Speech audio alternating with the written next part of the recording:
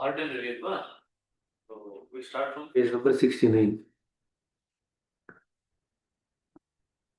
Ordinarily, a spiritual teacher should never consider himself fit for training others unless he has secured his approach up to Brahmanda Mandala, as at least also known as Virat Desha, where everything appears in a subtle form before it actually takes place in this material world.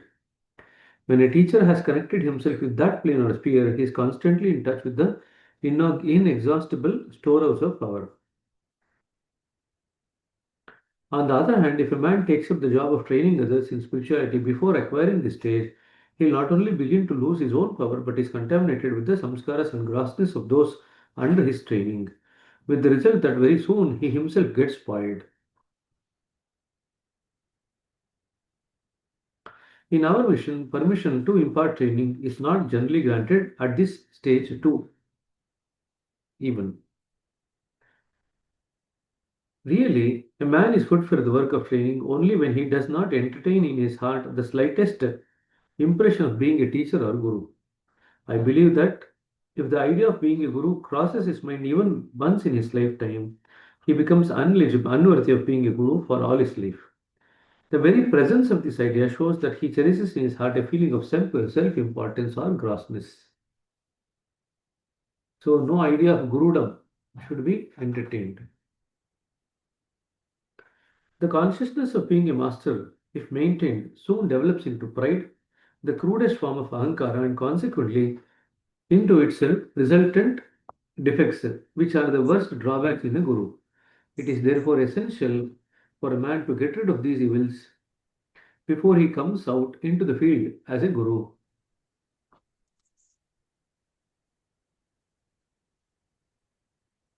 So the idea of gurudom gradually develops into an idea of pride, which is the egoism of the worst order, and that can be detrimental to the person's journey. Namaste.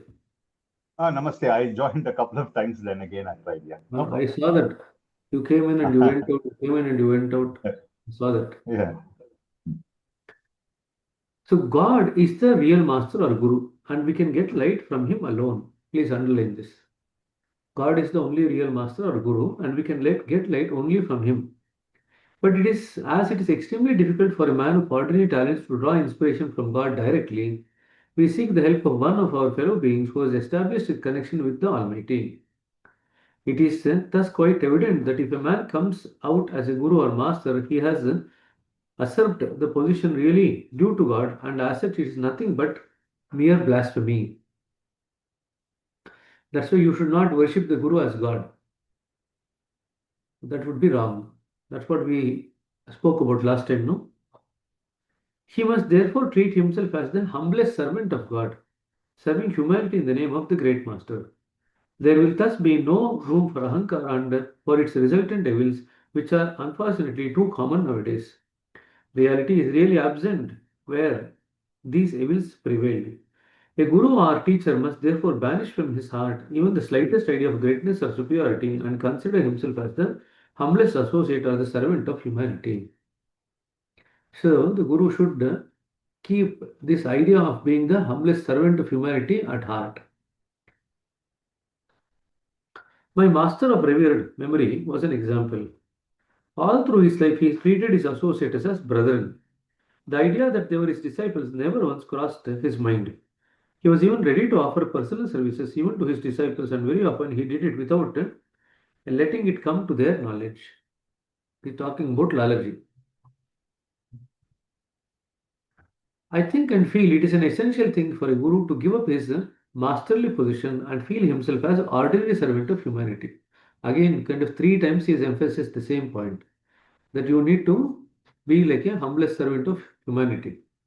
His claim for personal service from the disciple has no justification except in case of dire necessity, and that too only to an extent to which he himself is prepared to render to his disciples.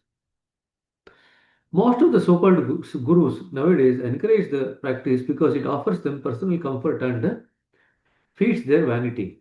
They say that by touching the feet of a guru or by massaging his limbs, the magnetic currents pass on from the guru to the disciple, thus helping the disciple to form pious samskaras. Thus, by this practice, the disciple draws in much of the purity and piety from his master.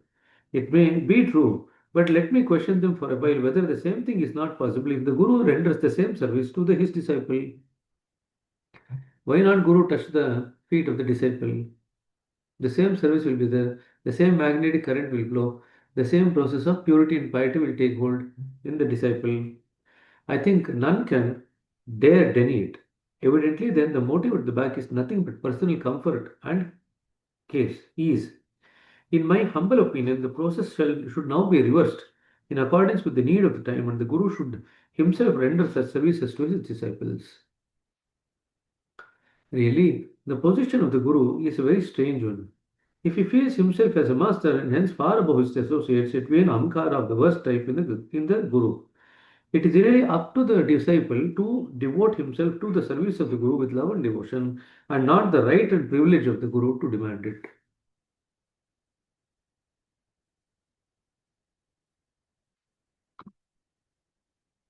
I am reminded of an instance. A simpleton once approached one such prevalent type of the Guru and offered to become his disciple. The Guru, delighted at the prospect of one more addition to his field of Gurudom, began to teach him the duties of the disciple. You should, he said, be in complete submission to your Guru, attending all the time to his personal needs and services. You should prostrate before him every morning and evening and go to bed after the Guru is asleep and get up before he awakes. The poor fellow, finding himself incapable of doing all this, innocently questioned, what will be the result if I fail to act in strict accordance? You will be turned out and doomed, was the firm reply. Then, sir, he added politely, it shall be very kind of you if you accept me as a guru. Best alwa. He is very innocent fellow. So he says, why not you only take me as a guru? So that you can do all those services to me. We often come across instances of jealousies and frictions between the guru and the disciple. What is all this due to? It is only on account of selfish interest or personal gain. A guru must therefore necessarily be quite devoid of any personal motive or selfish interest. He must be totally free from all the sufferings of pride and greatness. He must be a selfless man and a true servant of humanity at large, teaching people out of the pure love without any ulterior selfish motive of name, fame, and memory. He must have his access up to the farthest possible limit must have the power of yogic transmission. Such a man we must seek for as our guide if we want complete success. It is better to remain with a guru all the life than to submit to the guidance of a unworthy guru.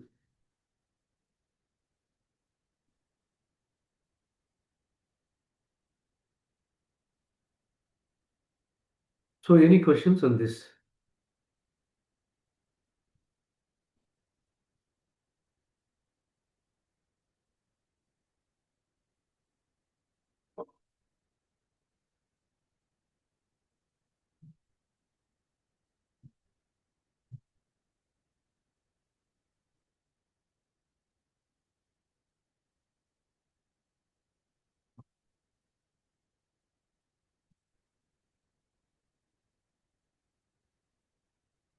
Any questions before we move to the next part, the uh, book?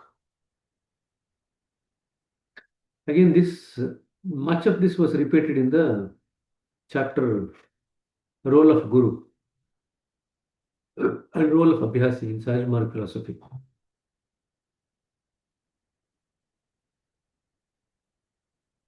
Bharat ಏನೋ ಪ್ರಶ್ನೆ ಇದೆಯೇನೋ ಆಯ್ತು ನಾವೆಲ್ಲ travel ಮಾಡಿದ್ದು ಬೆಳಗಾಂ ಹೋಗಿ ಬಂದ್ಯಾ ಮಳೆ ಏನಿಲ್ವಾ ಮಳೆ ಸ್ವಲ್ಪ ನಿನ್ನೆ ರಾತ್ರಿ ಇತ್ತು. ಅದಕ್ಕೆ ಲೇಟಾಗಿ ಜಾಯ್ನ್ ಆದ್ಯಾ ಇವತ್ತು ನೀವು ಸುಟ್ಟಿ ಅಂದಿದ್ರಲ್ಲ ನಾನು ಇರುತ್ತಾ ಇಲ್ವಾ ಅಂತ ಚೆಕ್ ಮಾಡು ಅಂತ ಹೇಳಿದ್ದೆ ಇರಲ್ಲ ಅಂತ ಇವನು ಅಸ್ಯೂಮ್ ಮಾಡ್ಕೊಂಡ್ಬಿಟ್ಟಿದ್ದಾನೆ ಮಕ್ಕಳಿಗೆ ಸ್ಕೂಲ್ ಮಕ್ಕಳಿಗೆ ಒಂದ್ ದಿವಸ ರಜಾ ಸಿಕ್ಕಿದ್ರೆ ಸಾಕಲ್ವಾ ಆ ಥರ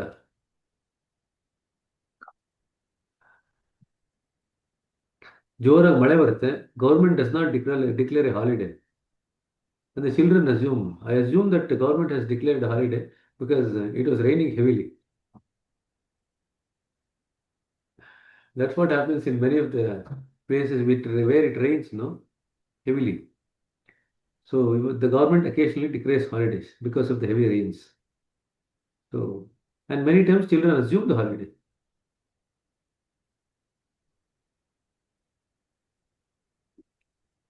ಸರಿ, ಮುಂದಕ್ಕೆ ಹೋಗೋಣ ಹಾಗಾದ್ರೆ ಸ್ಪಿರಿಚುವಲ್ ಟ್ರೈನಿಂಗ್. ಬ್ರದರ್ ಒಂದು ಪ್ರಶ್ನೆ ಕೇಳಿದ್ರಲ್ಲ, ಹೌ ಟು ಸೆಲೆಕ್ಟ್ ಎ ಗುರು ಅಂತ. ಸೊ ಈ ಗುರು ಚಾಪ್ಟರ್ ಬರಲಿಲ್ಲ, ಎಲ್ಲಿ ಬಂದಿದೆ ಅಂತ ನೋಡಿ ಹೇಳ್ತೀರಾ?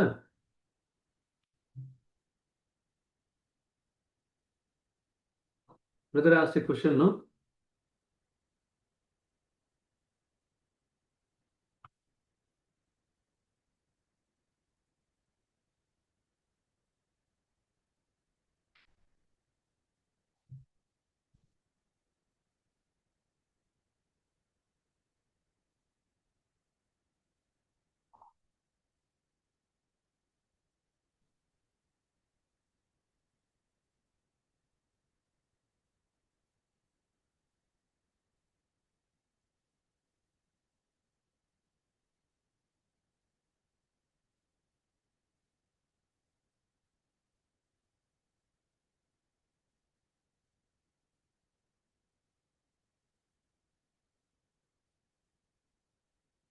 Anyway, please send the link to brother. Which page?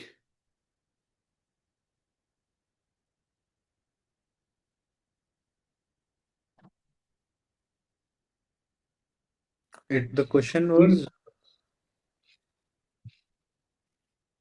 selecting a guru. How do you select a guru? In spiritual realm, how do you select a guru?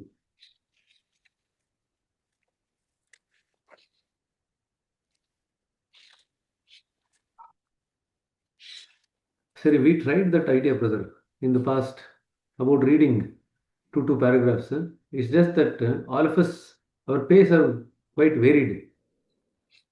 So we had keeping that uniform pace. So then we decided, okay, one person can just read and then it'll be far more easier to go through the entire book then. Otherwise, we thought, because each one has their own kind of pace and way of reading. So I think they are comfortable with theirs. But over a period of time, if the same person reads, they kind of get used to that pattern. So that's why we kind of stuck with one thing. So spiritual training ಹೋದಣ್ಣ, next chapter.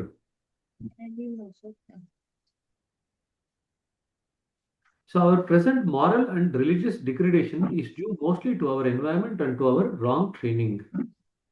So environment and wrong training. But if you have to cover, correct the environment, we have to correct our training first, and then we can actually change the environment. The proper molding of the mind is altogether neglected in all phases of education and training. Every possible effort is made to provide for worldly training of the right type in order to enable a man to secure a decent and comfortable living. But the proper training required for the realization of the self is totally neglected. That's why spiritual training is not something that's available in the schools and the colleges in the way that it is set up. They only cater to the kind of training which can give rise to a decent livelihood, nothing beyond. The least significance of it all is attached to the most vital problem of life. Reciting daily a few verses in praises of God or goddesses and observing certain mechanical formalities by way of worship is all that the masses are taught to do. In other words, the spiritual training is tottering in the kindergarten. It doesn't evolve at all. You are taught to do some worship when you are young, and then throughout your life, you don't grow at all from there. So, in other words, you are admitted to the kindergarten, and after that, you are not allowed to grow. However big you become, you are made to stay in the kindergarten.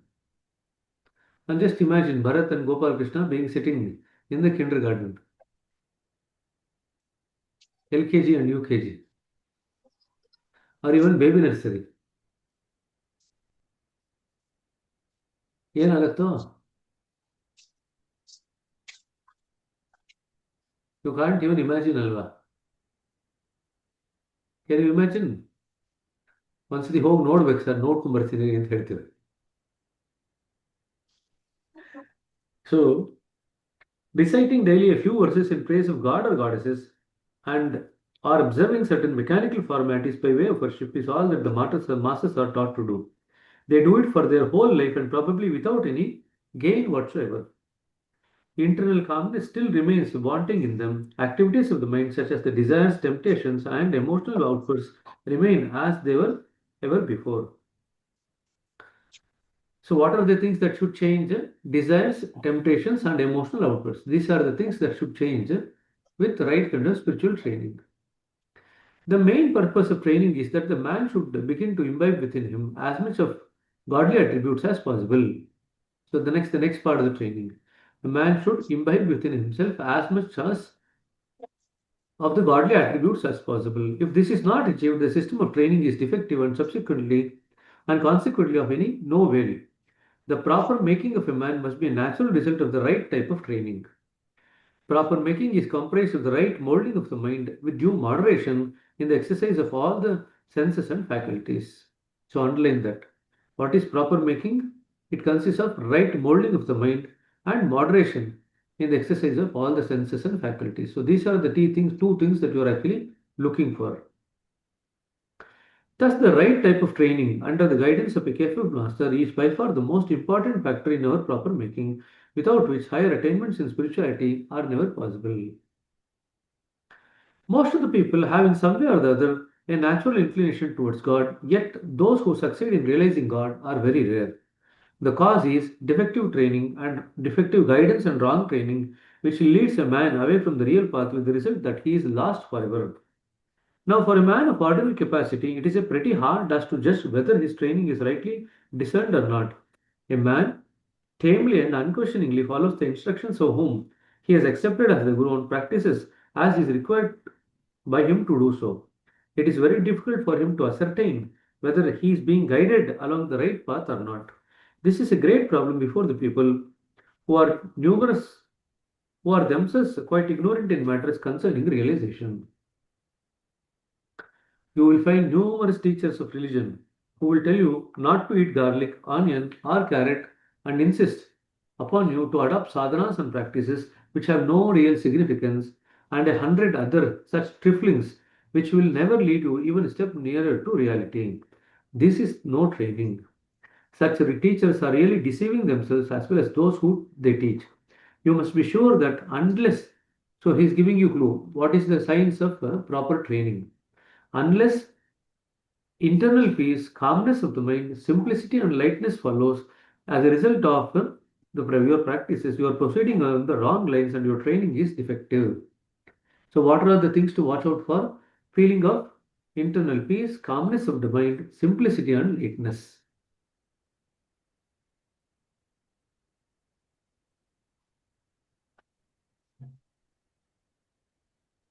So you can say slick, SLIC, simplicity, lightness, internal peace and calmness of the mind. SLIC. That's what you're looking for in terms of your training. Methods of spiritual training commonly adopted by most of the teachers today are based on hard and fast rules which often do not correspond with our worldly life. Hence, in most cases, they prove to be impractical for those leading a worldly life. Generally, teachers induce people to practice restraint by adopting a particular form of living disconnected with the worldly customs and to practice devotion for hours together. Evidently, such a type of training is not meant for people in general who cannot dissociate themselves from worldly life or devote so much time for these devotional exercise. It is for this reason that their preaching do not produce the desired effect, and in spite of their best efforts, they fail to mold them accordingly. The fact is that they are more theoretical than practical. Is it ever possible for the masses to renounce the world for the sake of liberation? Certainly not. What good then do the common people derive from their teachings? Some of them are even bold enough to proclaim their mistaken notion that higher attainments in spirituality are not possible in the Grihastha ashram or household life. It really means that they have nothing to impart to the common people except to tell them certain superficial things such as frequent breathing, bathing in the Wow. Ganges, feeding the fishes with flour pills, and reading the scriptures over and over again. So this is something that is done in the North India. In the North India, especially because the Ganges is there, no, they are told to go and repeatedly bathe in the Ganges, so that the water in the Ganges can actually wash off their sins. The real problem before us is not to provide means for the spiritual training of a chosen few who have renounced the world. So this is what happens in sannyasi ashramas, where they insist that the person who comes for spiritual training should be a sannyasi. So they will only impart the training only to those people who have renounced the world and become sannyasis. So that is not going to help, because that will be only for a chosen few who have renounced the world, but not for people in general whose duties in the world, besides the devotional, are manifold, which they cannot safely ignore. They, in fact, fail in their duty if they neglect any one of them. To them, it is essential that their spiritual as well as the worldly life must go side by side, equally represent, and for this we have to discover the right means. Proper spiritual training, fitting closely with the present worldly life, is therefore the only thing required for the spiritual growth of the common people, and has so far been unfortunately neglected. For such a type of training, we stand in need of help from outside in most cases. This help comes from the Guru or the Master, who is the only person able to shape our destiny. When this help comes, the spiritual life is awakened and the higher powers of the soul are roused to help our growth. Unlike the last two lines, the spiritual life is awakened and the higher powers of the soul are roused to help our growth.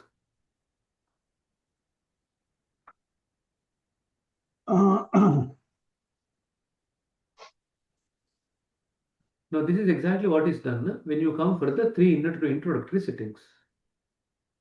The spiritual life is awakened. In other words, the energy flowing out of the consciousness outwards from the first point is directed inwards, so that the energy now helps you to go on the path of spiritual life. That's one thing. And second thing, the conditions, the seeds of different conditions is actually given to the heart of the Abhyasi, or implanted in the heart of the Abhyasi, so that over a period of time those seeds grow and help the Abhyasi to tap into the dormant forces of the soul. That is what happens. That is where some of the book reading, some of the clarity, some of the discussions that you have, all these things help. See, the soul has inherent potentialities. Now, that inherent potentialities of the soul is used for worldly purposes. But now, the same inherent potentialities of the soul is now used for spiritual journey. That's what you do. Because the mind is directed inwards, the same power of the soul now actually helps the mind travel inwards faster.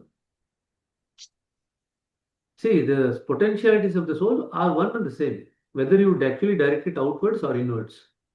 When the mind is directed outwards, all the discoveries and the inventions that you see outside is nothing but the manifestations of the potentialities of the soul hidden within when directed outwards onto the material things. But what we need is the same thing should happen when the mind is directed inwards. So the same potentialities of the soul help you to refine your life in such a way that the internal journey can happen faster. Does it make sense? So in both cases, the potentialities of the soul or the dormant powers of the soul is the same. There is no difference. In both it is visible. Only thing is, if it is directed outwards, is visible in terms of the innovation or discovery of the computers, the mobiles, the various things that you see nowadays. They are nothing but a manifestation of the potentialities of the soul. Now, what needs to happen is that the same potential of the soul needs to help you move faster towards reality when the mind is directed inwards.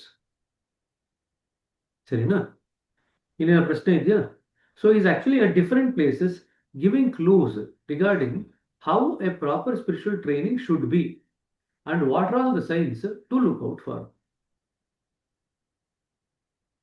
Okay. Any questions on this? We can actually stop here and then we can continue from there.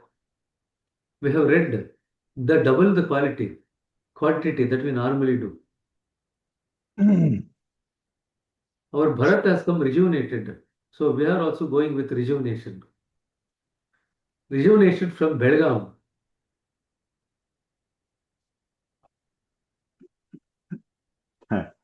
I'm, I'm reminded of a small verse in Hindi again. Sorry to quote.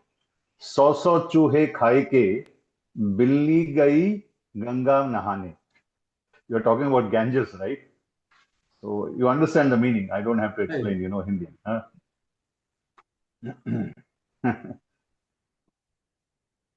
See, I'll just give you an example. We went to Hanur yesterday for some program, and one Abhyasi was saying that he is actually so interested and well versed or become so engrossed in the upkeep of the ashram premises that he chooses not to take the sittings. So then we were telling him, Arey, if only volunteer work is sufficient for you in the spiritual journey, why would masters advise you to do meditate or take sittings at all? There's no need. So that's very similar to what people do in terms of Ganges. See, the Ganges is available in North India and it's been revered as a way of Secret. purifying yourself of the sins since time immemorial. So since people come to know of it, they actually tend to overutilize it rather than utilize it for some purpose and then do what is necessary as a sadhana is concerned. So many form of mechanical ritualistic practices directed outwards is thought to actually help you go towards the goal of life. And that's why Babaji says, even if you do this throughout your life, you are not likely to progress even 1 inch or 1 centimeter towards the reality. Because you have entirely missed the point. The journey is internal rather than external. We have missed the point completely. So we have to do whatever we need to do in terms of trying to hasten the journey inwards rather than trying to do more and more ritualistic sadhana in an outward directed manner. In fact, one of the things that they were saying in Hanur is the challenges that they face because most of the people look at our system as people who don't worship any gods and goddesses, who have no place for puja in the house. And so they were thinking these people as agnostics. They don't believe in God. Array, that belief has turned inwards. So people have not been able to convey that correctly to the masses. And in the past, there were quite a few overzealous preceptors who have actually contributed to this. So one of the Abhyasis, youngster was telling us about an incident that happened 25, 30 years back. So when people came for meditation, they removed all the photographs of all the gods and goddesses and they threw it away. After that, much of the people of the town, of the taluk, stopped coming to the meditation. So we have this wrong notion when we say that people are rigid in their thoughts. Don't you think that when we are also so much imposing of our thoughts, we are also as rigid? So we need to allow the mind of the Abhyasis to evolve. So he was saying nowadays what is happening is that they are also encouraging people to come and still continue with the meditation, even though they might worship gods and goddesses at home, so that eventually, as and when they realize the touch of divinity inside, they'll feel less and less inclined to do the puja outside. When the internal puja is happening, then where is the need for external puja? Because anyway, the puja is occurring. So that flexibility has now brought in more number of abhyasis in the recent past. Can you see? Yeah. Brother, but for children below 16, I mean, from the time they're able to speak, it's better to teach them shlokas like the Vishnu Sahasranama, or this is just so that we just tell them, look, there is something called God, okay, and chanting these shlokas is not necessarily going to lead you to God, or we need not even talk about God. We can just teach them so that what do you call them? Their nervous plasticity, is it? Neuroplasticity. Yeah, neuroplasticity. Okay, that strengthens, and over a period of time, they attain the discipline required to sit in a place. So there is nothing wrong in doing that, isn't it? Because sometimes I teach Vishnu Sahasranama to children where I go. The issue is we should be flexible enough to accept when they stop doing it.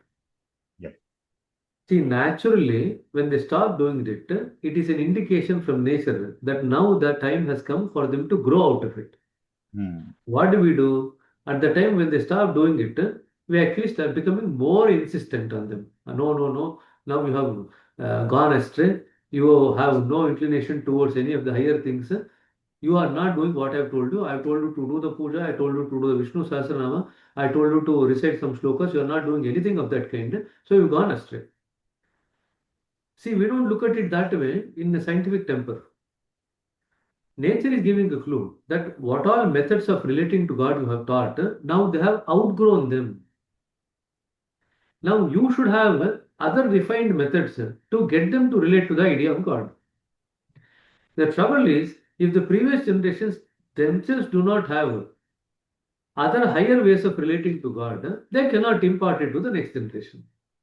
And then the next generation obviously becomes rebellious. See, they are rebellious in tune with nature.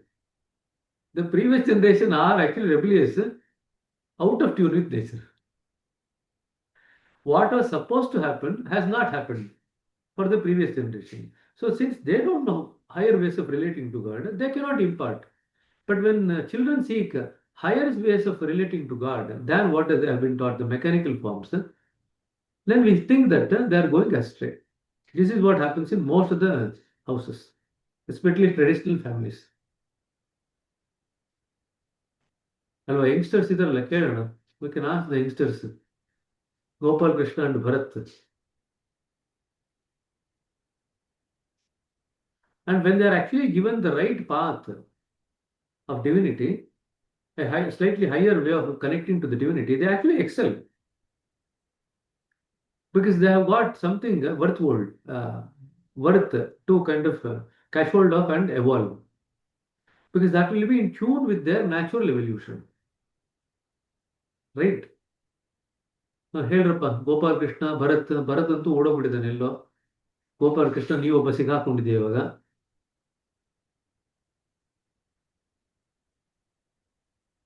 ಕೇಳಿಸ್ತಾ ಇದೆಯಾ? ಏನು ಹೇಳಬೇಕು ಅಂತ ಯೋಚನೆ ಮಾಡ್ತಾ ಇದೆಯಾ? You are contemplating what to say. Also, just to share among the members, because I also visit a lot of Muslim homes. I mean, people who follow Islam. I should not even call them Muslims. So apparently, they were telling me that until the age of 11, the father is supposed to take the child to the mosque for the namaz. This is just to put that practice in the child, that this is what you should do. Now, after the age of 11 years, if the child doesn't go, the father can cane the child in order to tell him to go. You see, this is how harsh. Again, how unnatural they are. See, when the child grows up from a stage where it needs to be fed and it can eat itself, would we cane the child, saying that you are not supposed to eat out of the food yourself? We will only make you feed you. We don't do it. In every other aspects of life, we allow the child to evolve to the next level. But only in the way of relating to God, we don't allow the child to have freedom in that. The reason is that we ourselves do not have multiple ways of relating to God. When we ourselves do not have the multiple ways of connecting to God, obviously, when the child goes away from what we have taught them, we all feel very unsettled. so to say, and that unsettledness comes out as anxiety and then punishment later on. The other way of inducing the child is to give nice food, and that is what happens in many of the mathas. There, rather than cane the child, you give inducement of a different kind of a very tasty food, in the hope that at least the tasty food will make the child come to the matha regularly. Alva? Again, going back to religion, fear and temptation. Fear and temptation. Caning is fear, offering these inducements is temptations. You don't allow the child to evolve naturally without the need for fear or temptation. ಅಲ್ವಾ? ಏನಿಬ್ರು silent ಆಗ್ಬಿಟ್ಟಿದ್ರೆ ಇವತ್ತು ಭರತ್ ಮತ್ತು Gopala Krishna. They are feeding into the silence of one another.